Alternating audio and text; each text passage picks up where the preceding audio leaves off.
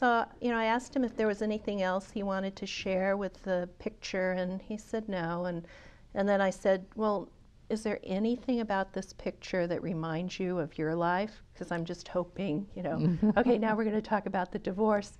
And he said, well, I'm a little lonely sometimes, and I don't have any friends except Parker, who lives across the street from my mom's house where I grew up.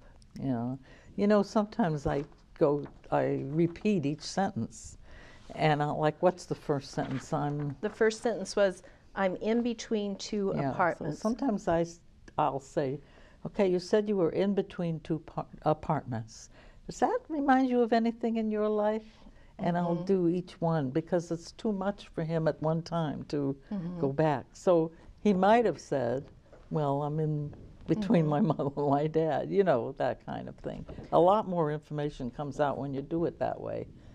Do you think it's okay to bring the drawing back into a later session and look at it, or is it? Sometimes it is, but you'll have to, you could tell by how he responds. You know, you could say, you know, I want to do some more, talk some more about your drawing. I was really looking at it, and I wanted to ask you more things. And if his energy drops and he just doesn't seem to be very contactful with you about it, then you know he's not really interested. Then you'd say, oh, well, never mind, let's do something else. But he might be interested. He might be happy that you're interested in his drawing. And you could say, oh, you know, I was thinking about some of the things you said, and you would repeat each thing, sentence. and you know. And sometimes I'll even say, if you said I'm between two apartments, and he says, no, that doesn't fit for my life, I might even say, I was wondering, because you know, I know your parents are separated, so you must go back and forth. That somehow that made me think of that. Did that? What about you? Does that fit in any way for you? Often they'll say, "Oh yeah, you know, I never thought of that."